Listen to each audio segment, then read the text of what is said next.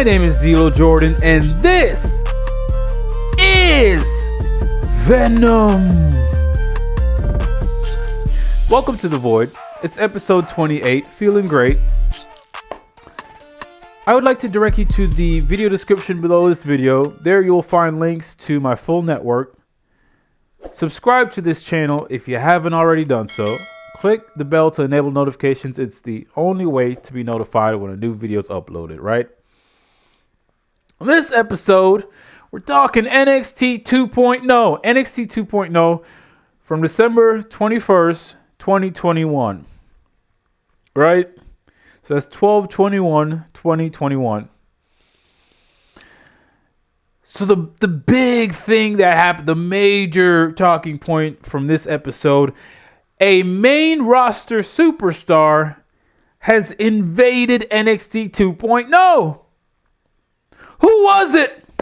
And just what the fuck is going on? So it was AJ Styles. AJ Styles. It was AJ Styles, who apparently boarded a plane because some guy made fun of his haircut on social media. So AJ boarded a plane and took a trip to Orlando to have a chat with this guy. I'm going to be talking about this. It was probably about mid-show, so I'm going to follow the sequence of the show, and we'll talk about that as it happened in the show. What's going on with AJ? Why is he in NXT? What are the details surrounding this? We'll touch on it a bit later. But from the top, NXT 2.0, NXT 2.0 from December 21st, 2021. The show kicked off. Show went on air. In the arena, Tommaso Ciampa was already in ring. The people were chanting his name. Ciampa cut right to the chase, and he called out Braun Breaker, who I've just decided to arbitrarily call 2Ks, because his name is Breaker with 2Ks, so I'm calling him 2Ks, because fuck Braun Breaker. I ain't saying that shit. 2Ks comes out. Ciampa basically says, oh, you're going to interrupt me anyway, so I'm inviting you out. 2Ks comes out. He gets in the ring.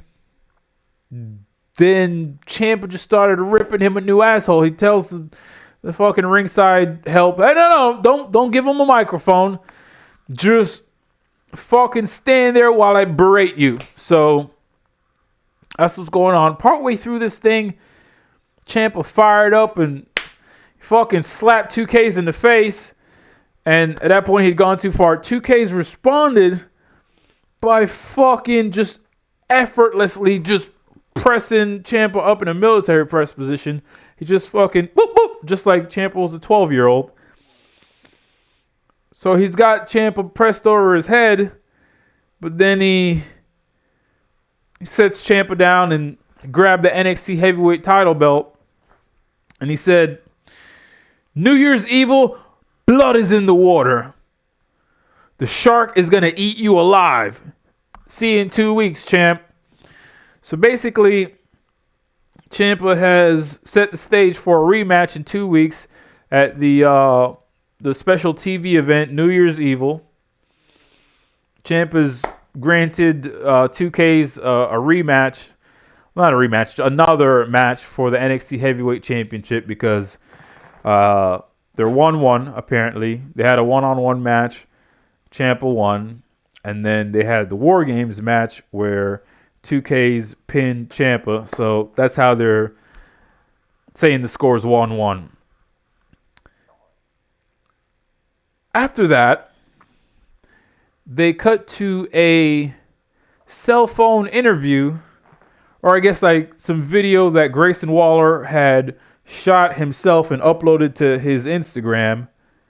He fucking shot it in portrait mode. What a heel. Who the fuck does that? So he shoots this video in portrait mode, so it looks horrible. And Grayson Waller just started trash talking AJ Styles in this video, talking about how his hair looks like a mom haircut. And it's like, how He doesn't even work here. Why didn't this fucking guy might as well have just called out John Cena? Wouldn't make no difference to me.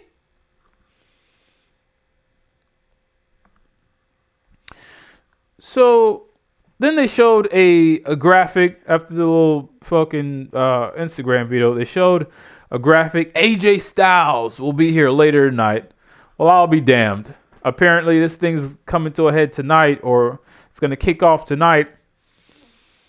After that, we were shown backstage Raquel Gonzalez is walking when suddenly Dakota Kai tries to run one of the equipment cases into her, but Raquel Gonzalez saw her coming and got out of the way, and then they just started fighting. Both women just started fighting. The announcers mentioned how they were expecting the street fight to kick off the show, but I guess they're just going to stick with this action in the back. The fucking multiple cameramen that are just there already, on scene, ready to go. Cameras on, everything hooked up live. I didn't realize just how tiny Dakota Kai was. Or maybe it's because she's standing next to Raquel Gonzalez, who's just a full fucking woman. She's filled all the way out. So, I don't know. Dakota Kai looked like a little fucking schoolgirl. So, the announcers also commented on how this match hadn't begun. The match wasn't official. It needs to get started in the ring, which that makes sense. Rules, logic. So these women need to get to the ring so the a street fight? So the street fight could begin. These women just brawled around a bit. They were doing a lot, and at one point, Raquel Gonzalez fucking sat Dakota Kai down on this push cart and just ran her what looked like head first, boom, into this fucking garage door. And I was just like, Jesus fucking Christ. It looked like it concussed her. I was like, so they were doing a lot, and it was kind of uncomfortable just based on the visual of Dakota Kai. Suddenly, or eventually, some referees appeared. I think it was just 2 referees, and they started trying to get the women to the ring. They weren't making much of an effort. These fucking referees were out there like they had chugged some fucking NyQuil, and they were drifting off into loopy land. They were just like, "Hey, come on, let's get it to the ring, ladies. Come on, knock it off." They were just like, they were dialed down to a 3, just this low effort. Hey, come on, man, let's get to the ring, yo. They went to a picture-in-picture commercial break, so the fighting continued. They were out in the parking lot, all kinds of nonsense. Back from the break, so after the picture-in-picture break,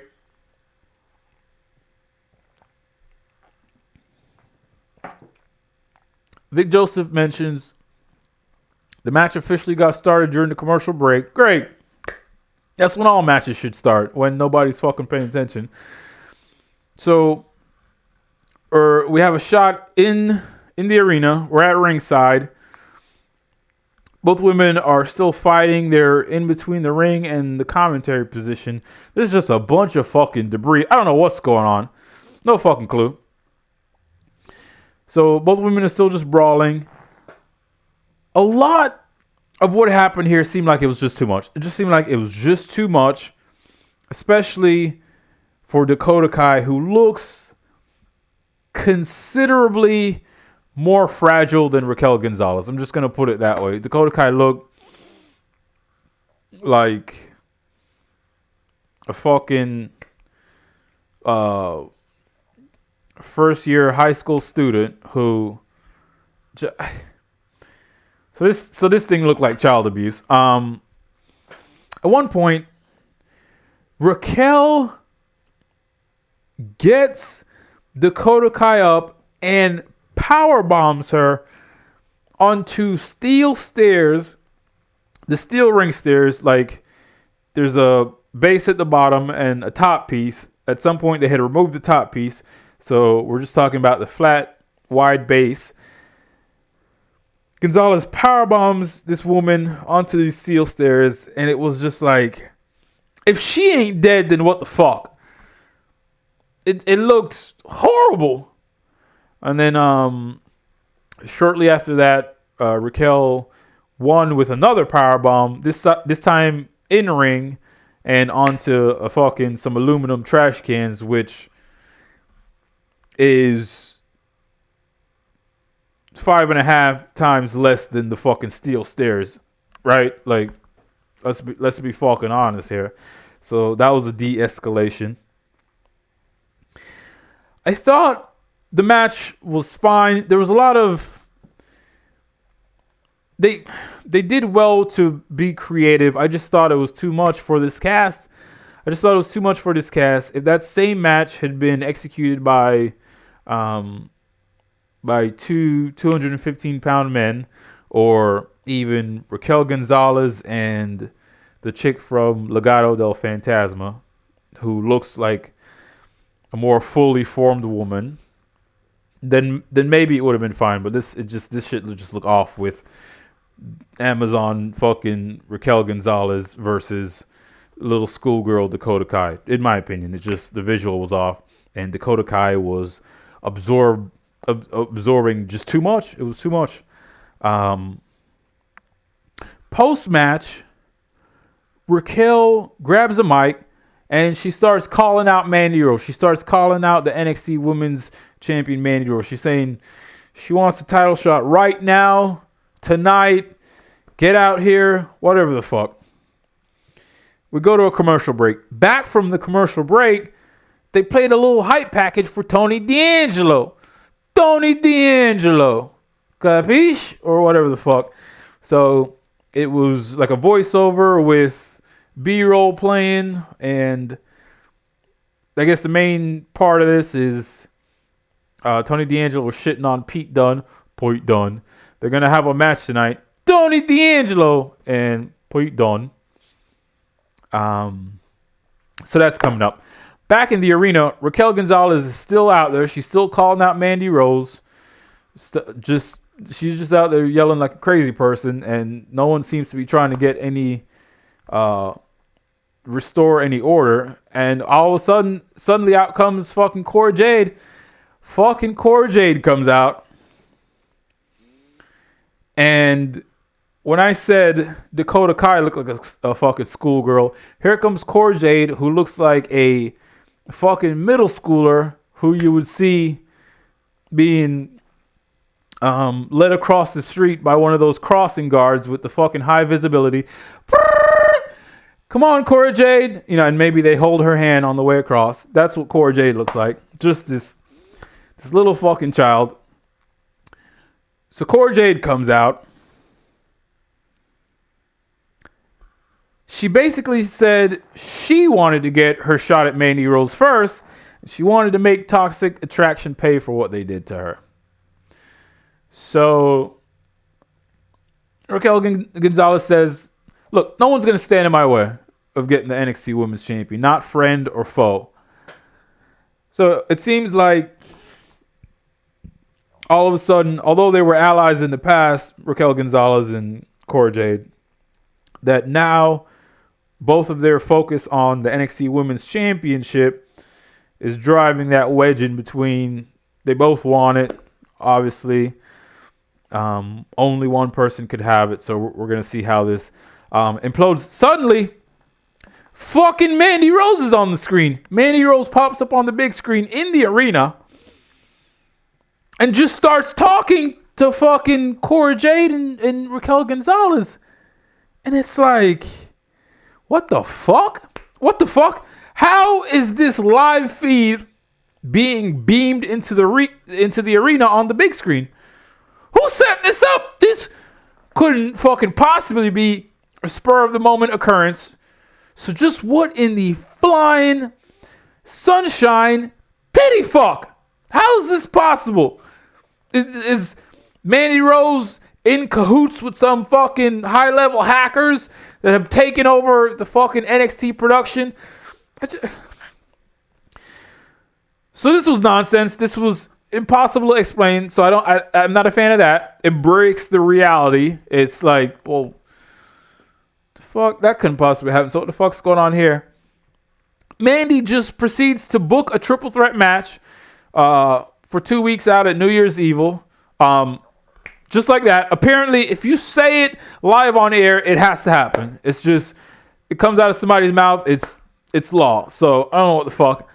Elsewise, these people just wouldn't be able to just book their own shit. That's what they're doing. They're just speaking matches into existence. The fucking wrestlers themselves. So they're not governed by any particular matchmaker, it seems, or any type of authority or fucking commissioner. What goes on here? Who knows? So Mandy Rose lays out, hey, I'll take you both on. Triple threat match. By the way, this match is going to be a horrible fucking piece of shit, just fucking rotten match. The reason being, Cora Jade is going to be involved, and she is fucking horrible. She's awful. Awful. So this match is going to be awful because she's involved. So then Mandy Rose says, what a treat. You know, you're both getting a shot. What a treat. And tonight you get an ass whooping. Fucking suddenly Gigi Dolan and JC Jane have appeared in the ring with kendo sticks. They started beating the shit out of Cora Jade and Raquel Gonzalez. Cora Jade just quickly fucks off. Like, I don't think they hit her 3 times before she just flew out the ring and was hurt.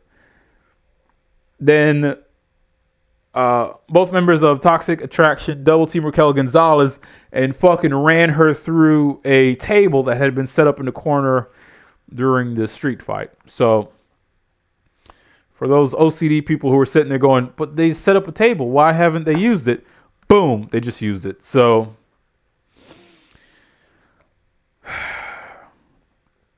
after that, they showed a recap of Harland throwing Spanky Brian Kendrick to his fucking death, threw him down a fucking staircase.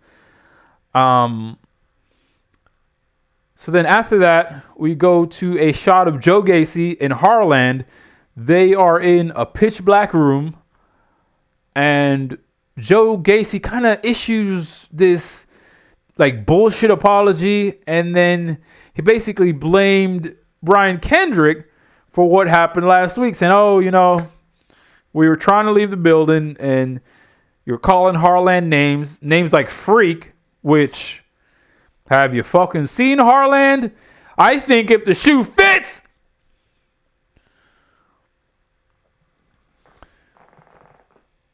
So he basically just gives a bullshit apology, fucks off Brian Kendrick. Whatever, what happened to you was your fault, so we're not worried about it. Harland and Joe Gacy come off as an undiscovered tag team fucking serial killer combo. Like, Harland commits the murder and Joe Gacy helps get rid of the bodies. And he does PR. He does PR for the duo. So, maybe they're suspected of this stuff, but they're never actually caught.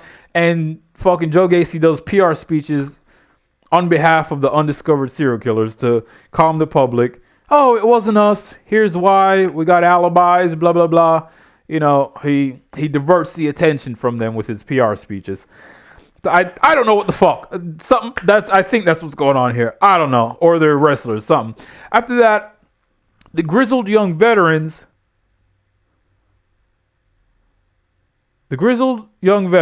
are in a locker room. Look like a locker room of some description. One of the veterans, I don't know their individual names. I haven't figured that out yet. One guy's watching a tablet or an iPad. He's watching fucking Instagram videos posted by the Creed brothers, which is kind of fucking gay. I don't know what's going on. I've written here, this is kind of fucking gay. So the grizzled young veterans are apparently they're worried about the Creed brothers. Oh, look at look at how much weight they could lift, and oh look, the guy did a backflip. He did a standing backflip. It's just like, the fuck, like the veterans are such fucking geeks, and then the bald veteran is like, oh no, I've got a plan. Apparently they're gonna have a tag team match tonight, so I don't know what the fuck. Yeah, I don't know. I don't know what the fuck's going on. So next,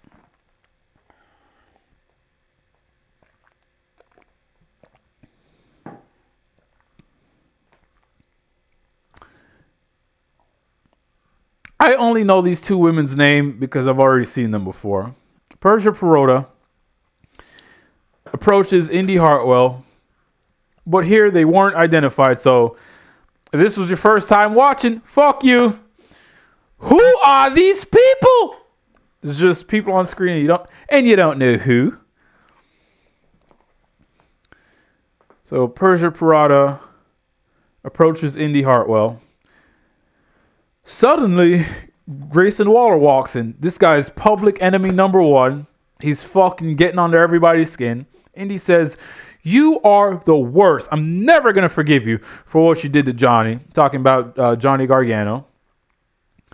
Waller makes some fucking snide fucking comments to rile up Indy. And then Indy fucking loses it. She wants a piece. Persia Pirotta is holding her back. She's kicking and scratching, trying to get at Grayson Waller, and then he exits stage left. So Grayson Waller, I'm a bad man. He's just a comic book fucking bad guy. Back in the ring, Jesus fucking Christ. Back in the ring, the Creed brothers, Malcolm Bivens, and they cut to a shot of ringside, and the grizzled young veterans, everybody's just fucking out there. Everybody's just materialized in and around the ring. So we're fixing to have a whole match where nobody made an entrance or got identified. Jesus fucking Christ of Nazareth! What is this? What is this? So fucking four people just materialized in and around the ring. Ding ding! Tag match is underway. What the fuck? What the actual fuck? So they just jump in the ring, match starts. The match got going. I was getting into this. Both teams are pretty solid. Everyone was dressed like a professional wrestler, and like I said, I actually was able to start getting into this. The larger Creed brother, Brutus, was just deadlifting motherfuckers like they were duffel bags filled with clothes. He was just tossing motherfuckers around the place. At one point, the grizzled young veterans did a blind tag, and then there was a sequence where they knocked Brutus through the middle rope and then did a double team, hop out the ring into a backbreaker, right? So both the veterans and Brutus Creed are outside the ring on the arena floor, in between the ring and the commentary position. What was this? What was this? Suddenly, you can see East Jacket Time, fucking Jacket Time, just wandered in with what looked like a replica announce table that somebody had assembled out of cardboard. It's just like, what in the wide world of fuck? They fucking wander out with this fucking nonsense. They go to break.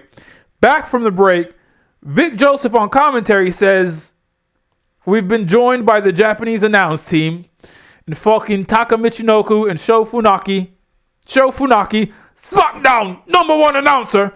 They have set up a fucking cardboard announce desk in Japanese. They are both wearing headsets like the regular announcers. Then the commentary audio would just switch from Wade Barrett and Vic Joseph to Jacket Time, who are just incoherently rambling in full-fledged Japanese. I don't even think if you speak Japanese, you'd understand what these fucking clowns are saying. No English words. What the fuck is going on here? This fucking shit. The only thing this thing was missing was that fucking broad with the pajamas, the large pillow, and the sleep mask. If she was in this segment, it would have achieved the high honor of being complete rat fuck fiasco. But this segment was missing her, so it was slightly below that. Just either the NXT squatter or Lash Legend, one of the two would have made this segment a complete rat fuck fiasco. So they're out there being Japanese. The fucking match is still going on. Grizzled Young Veterans and fucking Creed Brothers are in there trying to have a fucking tag team contest. Suddenly, they get a shot of the entranceway. Briggs and Jensen are out there. They're just watching from the fucking entranceway. I'm just like, this is too much stuff. Too much is going on here. Why is all this happening? Vic Joseph said at one point, all this turmoil in the tag team division. Is that what this is? Turmoil? Fuck. The thinner Creed brother, Julius, has got some real explosivity about him. You could just tell he's a great fucking athlete. You could just tell by looking at him, the way he moves, the way he explodes, the way he executes. Towards the end of this diabolical mess, one of the Creeds have set up to do a powerbomb to one of the Grizzled Young Veterans. He's facing the Japanese announce table, so I guess he's setting up the powerbomb the guy through the announce table. Which, why is that happening? But Taka and Funaki kind of got in the way to block him. They didn't want the fucking guys to destroy their cardboard table.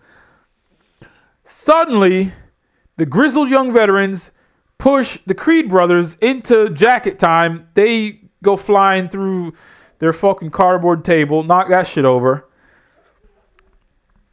Then Jacket Time got up and everybody just started fighting. Everybody just started fighting and the referee rang the bell. What is this? What is this? What is this? So at the end of it all, this fucking segment was carried out like a heist. This fucking shit was perpetrated. Better yet, it was inflicted like a punishment. So fucking, I don't know why we couldn't just have, a nice athletic tag team match. Was all this shit necessary? So, fucking Jacket Time in Japanese. Being fucking clowns. The law offices of Briggs and Jensen were out there for reasons. It's just... So this was shit. This segment was shit. Everyone is just fighting. The law offices of Briggs and Jensen joined in. And this thing descended further into rottenness. I worry about just what the fuck was any of that. After that, we were shown backstage for an interview with Carmelo Hayes and Trick Williams. This was conducted by Mackenzie Mitchell. Mackenzie Mitchell, who I'm starting to suspect is the only fucking interviewer on payroll. I haven't seen a single other fucking soul do an interview, so she's all they got. Carmelo Hayes was shirtless with the NXT North American Championship belt draped over his shoulder, and Trick Williams was kind of pacing in the background, right? So Carmelo Hayes had a little gold necklace that said, "Born ready. Born ready. You and me both, nigga. Just say so. You and me both. Born ready." So Hayes was speaking. He was speaking well. He's fucking captivating. Then Trick Williams cut in, and he said, "My name's Tricky B. Williams. The B stands for, baby, if you ain't know, you better ask somebody." These two are fucking great. Absolute money, these two. Fucking great. So they're all hyped up. And then, this is the second time this bullshit's happened. Dexter Lumis pops up on screen. He's working with the same guy Mandy Rose is. Dexter Lumis pops up on the screen. That's part of the interview set. And he buzz killed the whole segment like fucking Buzz Killington from Family Guy. It was just like, Loomis pops up on screen and everybody's like, "Oh, all right, well, fun's over." And everybody just walks off. I think even the interviewer left. They were just like, "All right, this is dead." So we got Dexter Lumis versus Trick Williams coming up next.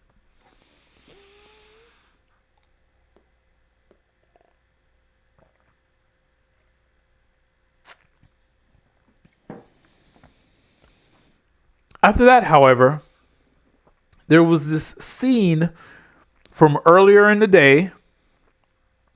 Two women, one Asian broad and a fucking blonde chick. They both walked in to, I guess, WWE Medical. They both walked in together. Then the two guys from Legado del Fantasma walked in, and they tried to like say, "Oh no, we're gonna go first." I don't know. The two women, were they in line for sports massages? I don't know what the fuck was going on here. But the two Legado del Fantasma members tried to like, so they start riling up these women. Eventually, the female from Legado del Fantasma, Carmen Electra or whoever, she walked in and she started trash talking the Asian female. And I don't know what the fuck any of this was about.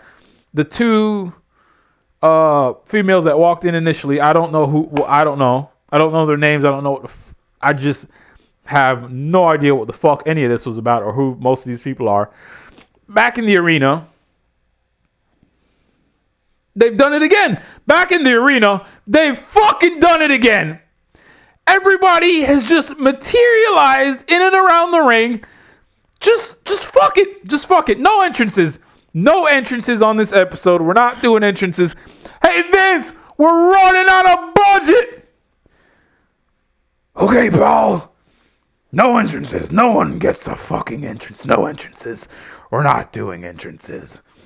Where's my egg? Bring me my egg. $100 million egg. No entrances. Fuck it. Egg. So Dexter Lumis is mid fucking ring.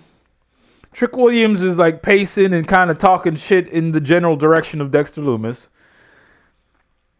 Meanwhile, Carmelo Hayes is at ringside being a fucking beacon of hope in these dark, dark days. Just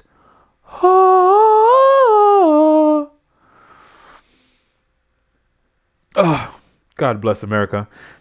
Trick Williams, now that I get a good look with just, he's got some tights on, no shirt.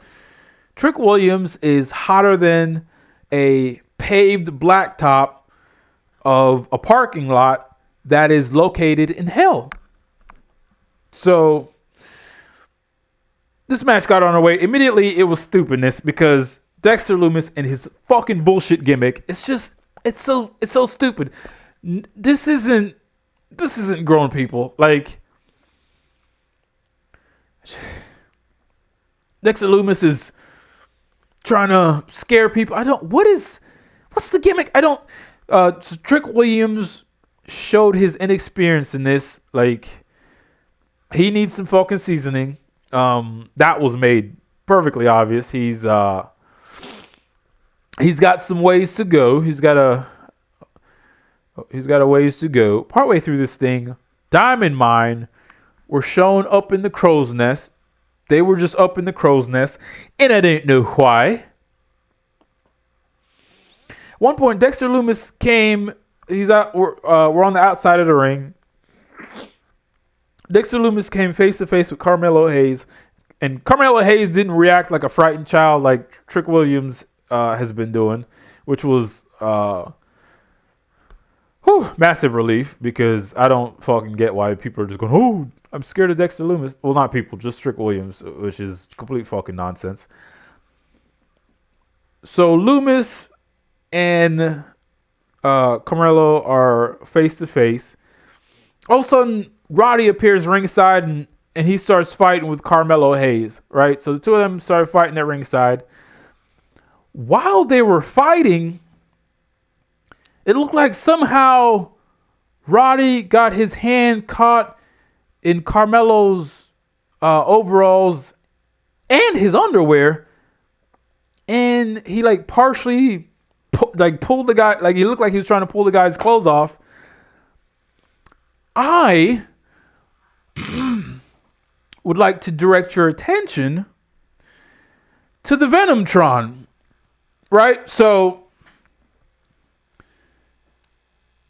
this is what's going on here. Roderick Strong is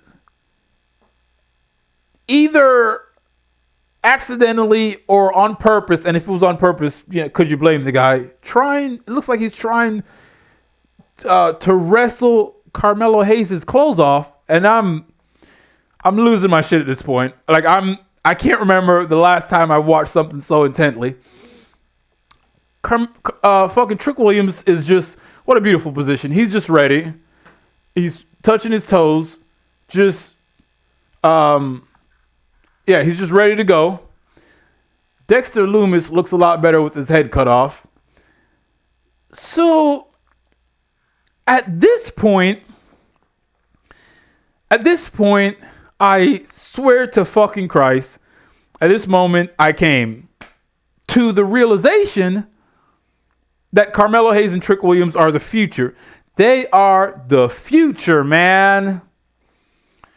So, nothing nasty or outlaw. Not sure what you think this is. So I'm sitting there. I'm watching this. Shorts down around my ankles. Bottle of Johnson & Johnson moisturizing gel handy, just in case. And this transpired in front of me in fucking HD, and my fucking head exploded. I was just like, I didn't know how to process this. Boom! All right, so I'm trying to think if I should just leave this up. This might end up being wallpaper, or I'm not sure yet. Just look at this, and then the angle kind of switch. I can't go into this. You got a better view is all I'm saying. So this transpires. Boop, blew my balls off. This started happening. Balls off.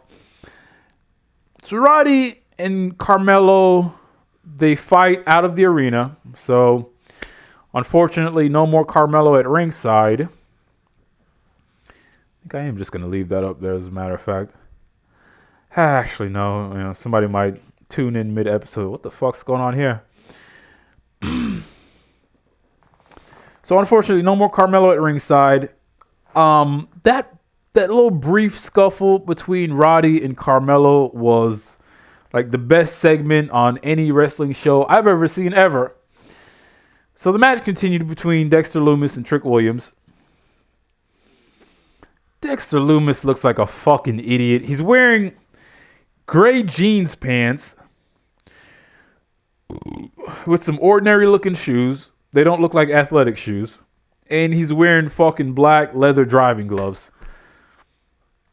But then he's got the neatest haircut you've ever fucking seen. I guess he went to Fantastic Sam's. fuck? Eventually, Trick Williams took off his shoe and he tried to hit Loomis, but he did this weird thing that fucking a lot of new guys do. And it's like, this is one of those things that should be nipped in the butt the first fucking day of wrestling school. Instead of swinging it at Loomis's head, he did what's called an up and over. He just swung. If Loomis had stood still, he wouldn't have fucking hit him with that trajectory. Trick Williams needs some serious fucking work, because he just looked like a fucking novice in the ring. So Trick Williams swung this fucking shoe that was never gonna hit Loomis, but Loomis caught him, delivered a Uranagi, and then transitioned into a head and arm choke. Passed out for the Dexter Loomis win. I hope this is the end of it. No more Dexter Loomis dragging these two guys down. Let's get Hayes and Williams away from this fucking fiasco. He's just a walking fiasco, Dexter Loomis. I don't know who's clamoring to see this fucking guy on TV. He's not good. He's just not good. So fucking Sam Shaw, this fucking guy is. In a previous life, he was Samuel Shaw, whatever the fuck. And he was doing some kind of creepy kidnapper fucking... what the fuck? Just what the fuck? Post-match, Dexter Loomis is celebrating his victory. Grayson Waller hops in out of nowhere and fucking attacks Dexter Loomis with a steel chair for reasons. The fuck's going on here? Grayson Waller is just racking up a huge list of enemies for no reason. He's fucking pissing off women in the back locker rooms. He's fucking calling out AJ Styles. Now he's attacking Dexter Loomis. Just public enemy number one, this fucking guy. Suddenly, we're shown AJ Styles arriving at the building, and it's on screen also. But this one I think was acceptable because it's, I could believe a cameraman would be stationed in the parking lot waiting on AJ Styles, and he just so happened to show up at this exact moment. Grayson Waller sets up the chair and sits down in anticipation of, I guess, AJ Styles coming out to the arena. They go to a commercial break. Back from the break, there was a hype package for Pete Dunne. I remember he said something like, Dusty Classic winner. Like, just his accent is thick. So apparently, Pete Dunne and Tony D'Angelo are having a match tonight. It's going to be the main event. Stick around for that. Back in the arena, Grayson Waller is still sitting in the ring. Dexter Loomis has vanished. He hit the guy with a chair. He was laying on the ground. He's just vanished. Waller has a microphone. Let's take a minute to acknowledge how fucking ridiculous of a name Grayson Waller is. Grayson Waller, Braun Breaker, Von Wagner. What the fuck with these names? So Waller has a mic and he starts talking shit. Grayson Waller's out there. He's dressed like a low-budget Romanian pimp with a heart condition.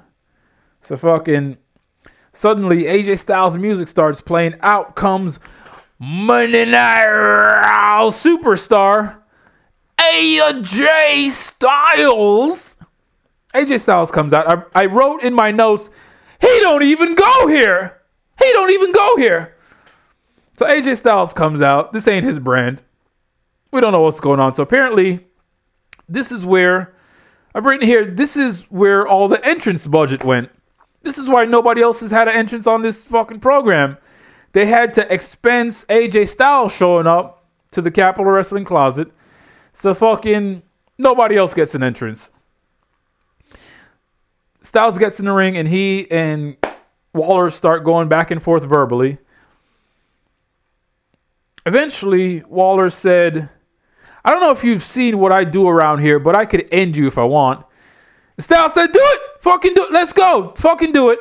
Styles he gets his pit bull stance. He's ready to go. Grayson Waller takes off his shirt, his fucking multicolored button-up shirt.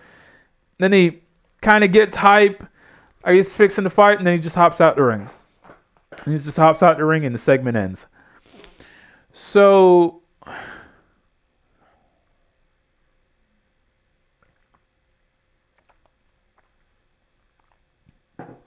this whole thing was virtually precipitated by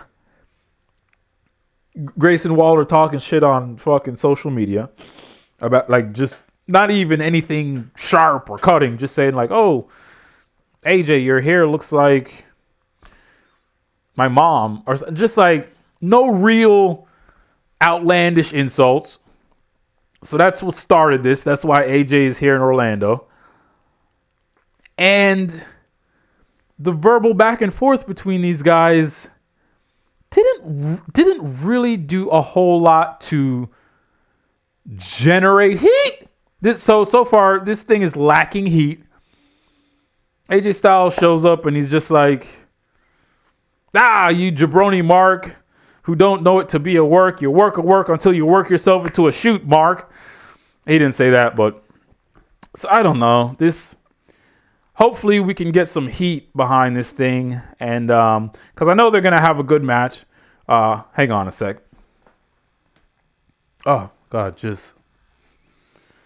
I'm telling you, fucking new screensaver right there. So the segment ends. After that, we are in the Diamond Mines gym. All the members have converged in front of the camera, and Malcolm Bivens is talking. He addressed Carmelo Hayes and Trick Williams. Bivens made a challenge for Carmelo Hayes, one-on-one with Roderick Strong, champion versus champion, with both titles on the line. So fucking, all right. I can go for that. One-on-one match between Carmelo Hayes and Roderick Strong. Roderick Strong, who's a bona fide, he knows that ring like the back of his hand. So a match between him and Carmelo Hayes, I'm game. That sounds like a good fucking deal. So Bivens lays out that challenge for 2 weeks' time at New Year's Evil. Fucking take my money. I'm there. Back from the break. We go to a break after that. Back from the break. What was this? These fucking clowns, MSK, are with Riddle for another outlaw bullshit skit. I fucking hate all three of these men. Basically, all three of these fucks are Randy Orton marks. I am now vehemently wishing death on all three of these men publicly. If they died today, that would be the best thing. That would be an incredible Christmas gift. Towards the end of this thing, it looked like Riddle got hit by a Lincoln SUV, and I got excited. I was sitting there watching this in a quiet room alone, and out loud I yelled, "Did it kill him? Is he dead?" While sitting in a fucking room, a quiet room by myself. That's what I yelled out loud because I got excited. I thought we were literally killing and writing this guy off TV. But then some other shit happened, and it was revealed all three men are still alive, and they're going to challenge the fucking tag team champions to a match. So I don't know what the can these people just fuck off? Just go away. Nobody wants to see you. This is fucking stupid. And I guess Riddle is going to be in these guys' corner for the match. I don't know. Don't give a fuck. Don't give a fuck. Back in the arena, Von Wagner, or is it Wagner? Von Wagner. Von Wagner is partway through his entrance. He gets in the ring, and Idris Enofe is already out there. And they start having a match. They just start having a match. This fucking shit just transpired. Robert Stone was standing on the fucking entranceway, just watching the match, just observing. I don't know who the fuck he was out there for. Last week they had a fucking crash interview where Robert Stone was saying some shit and Von Wagner walked in and said some unrelated shit. So I don't know if they're slowly trying to forge a relationship. I don't know what the fuck's going on. Eventually, Von Wagner went to give the guy a power bomb. Inoue popped up over, rolled fucking Von Wagner back. 1, 2, 3. Idris Inoue wins. I've written here, what the fuck? Who are they pushing? What the fuck is going on? Idris Inoue wins. And look, more power to the guy. I wish him nothing but success. But they're not focusing on him. Von Wagner loses and immediately fucking jumps Inoue post-match. He starts beating the fucking shit out of this poor guy for having the gall to win a match. Because he's a fucking sourpuss. And then he just beats the shit out of the guy and the segment ends. So fucking after that, we're backstage for an interview with Mackenzie.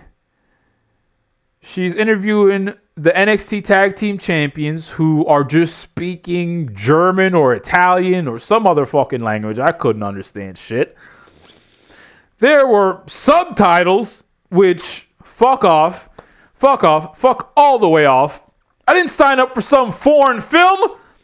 What's with all this reading business? I'm not reading that shit. They weren't speaking English, and I refuse to read any of that shit. So I don't know. What's a boy to do? So after that, we're back in the arena. Carmen Electra, or whatever the fuck her name is, she's mid-ring. We got a match coming up here. She's mid-ring for a match. I noticed Carmen Electra is bigger than both the guys standing with her from Legado del Fantasma. She's bigger than both of them. So Eoshirai made her full fucking entrance. And I said, oh my God, besides AJ Styles, this is the first person on the show that's made a full fucking entrance. From entrance music starts playing, walking out the tunnel, and making it all the way to the ring. So they can do full entrances on this show. We just had one. So this match got underway. This was a good match despite Elektra Lopez. Despite her best efforts to sabotage it. Because she's not very good. So Carmen Electra, she needs some fucking seasoning. She needs some goddamn seasoning. Partway through this thing, Zion Quinn comes out. Remember him? He fucking comes out. He fucks off the members of Legado del Fantasma at ringside. Beats the shit out of those guys easily. Quinn gets on the fucking ring apron. He's got a mistletoe. Pulls the mistletoe out of his mouth. And is holding it up, I guess, trying to get Elektra to kiss him. So this led to Eoshirai winning. Elektra Lopez was distracted because she's a dumb bitch. Eoshirai slams her, goes up, hits a picture-perfect Lita-esque moonsault. Beautiful moonsault. And Eoshirai wins.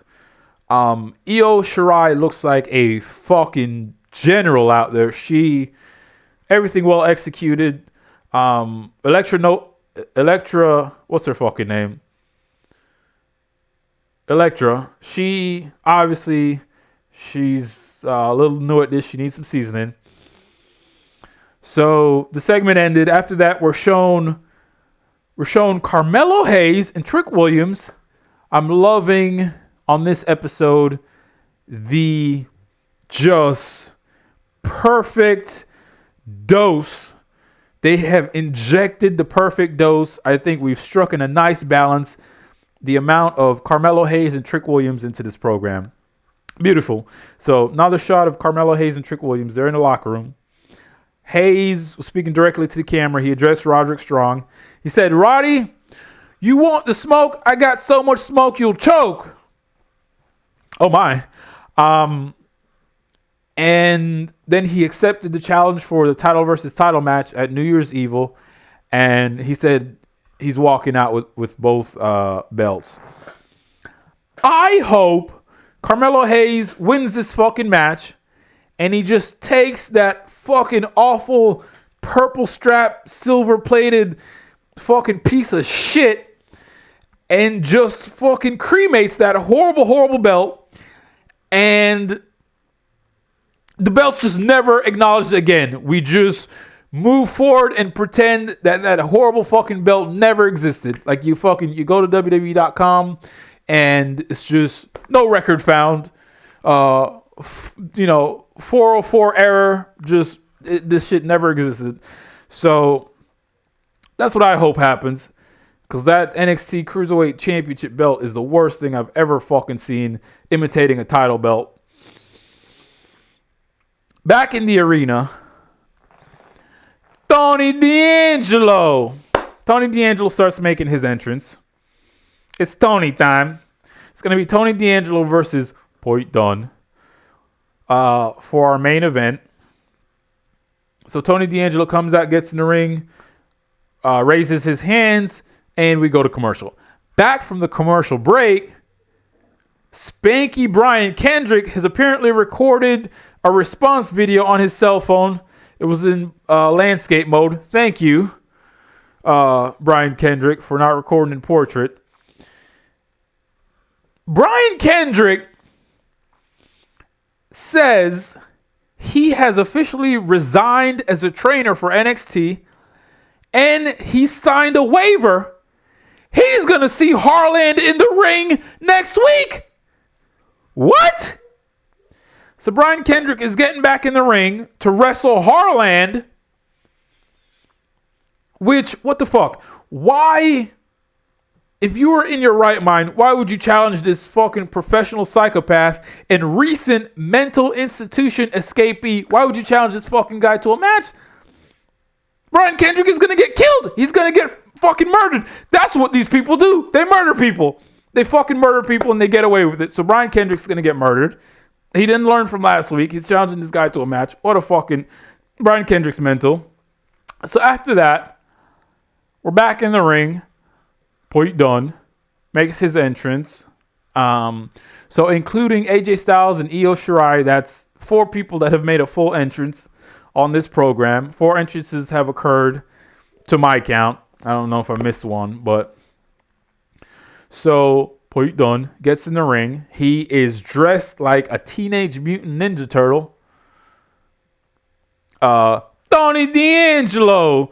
He's wearing a black tank top, white track pants, and he's got that fucking weird, haphazardly placed black athletic tape just on his wrist, on his forearm. Just, I don't know what purpose it serves. But then he's got white athletic tape on his fingers. He's fucking crazy. At one point, Tony D'Angelo fucking snatched Pete Dunne from behind with a T-bar, right? One arm between the legs, the other one in a seatbelt, and just fucking launched this guy. It was just like he fucking launched Pete Dunne so far, he went out of fucking frame for a second and then came down and just landed neck first. And I was like, Jesus fucking Christ. Is the guy dead? It looked like it killed him. D'Angelo just throws this guy back recklessly and Pete Dunne lands fucking neck first. I'm sitting there going, ref, check on him. He's dead. He's fucking dead. What a nasty looking fucking landing. D'Angelo dropped Pete Dunne like Pete Dunne had given him some bad fucking coupons. So, no, these are good. I always go to this spot. He gives D'Angelo these fucking coupons. D'Angelo gets to the front of the line. There's a long fucking line. D'Angelo gets to the front. He's trying to redeem these coupons. They're telling him, nah, these coupons aren't good. They were never good. We don't even accept coupons. So fucking D'Angelo gets fucking hot and he goes out and fucking T-bar suplexes the guy on his neck. Serves you right for giving me those bad coupons. Jesus fucking Christ. Is there heat?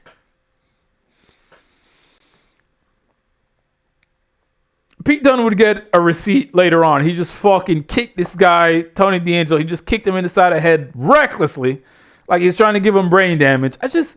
These two are beating the shit out of each other. Is there heat? This thing went through a picture-in-picture commercial break. Tony D'Angelo. He does a lot of nice looking throws and suplexes. I think they said he's got an amateur background. The commentary did. The crowd was relatively split. Let's go, Tony, Bruiserweight. So that's what they were chanting.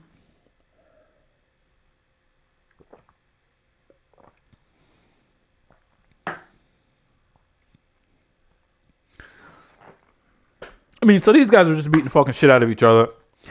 I will point out that the NXT referees are professional as fuck within the confines of a match, bell to bell. They refuse to count pins when a motherfucker's shoulder isn't down. They conduct themselves. They give you the feel that this is a sporting contest, and I really like that. They fucking enforce the rules, and it's not like AEW where the refs just stand in the corner and let these guys do whatever fucking outlaw shit they want to do and just are there to count the pin. It's not the case like that with these NXT refs, and I really appreciate that. Pete Dunn won this. Pete Dunn won this match with a pump handle, spin out flatliner. They called it the bitter end. So a decent match, very hard hitting match. Looked like these guys had heat. I like Pete Dunne's style, like his in-ring style. It's very shooter, grapply, hard hitting, kind of Daniel Bryan-esque. He just looks like complete and utter shit. Like his look is just like, you see this guy in a fucking airport, you're not gonna look twice. It looks like a fucking video game nerd who just hasn't had a lot of exposure to sunlight. So post-match, the fight continued. So this must continue apparently. The feud is still going on. Tony D'Angelo eventually gets the upper hand, and he holds Pete Dunne his hand on the announcer table, the announcer's desk, and he hits him on the hand with a crowbar. So now here's another potential injury we got going on here. Fucking Core Jade's shoulder's fucked up. I was going to say Eli Drake. LA Knight is fucking... He wasn't even here tonight. We're not sure if he's still alive. He was left for dead last week in the parking lot. Brian Kendrick got thrown downstairs. He's apparently recovering enough to have a match. Or maybe not. So people are just getting picked off left and right on this fucking show. And so Tony D'Angelo stands tall, and the show went off air. I must say, another solid production by the Rainbow brand, NXT 2.0. The fucking nonsense with Jacket Time is just... Ease Jacket Time! I don't know, maybe...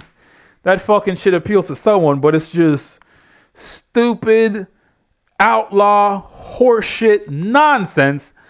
And the only fucking thing that segment was lacking that would have pushed it right over the edge into the Hall of Fame for bullshit outlaw segments was the fucking chick with the big pillow and the big gulp cup from 7-Eleven with her fucking sleep mask and her pajamas. She was missing from this show. There was no Lash Legend. So, see y'all next week. Well, we didn't see you. So, but like I said, another solid production. I'm really, for the most part, enjoying NXT 2.0 since I started watching 3 weeks ago. I don't know if it's the newness of it all or because of the Carmelo Hayes and Trick Williams. But NXT 2.0, you all right. Well done.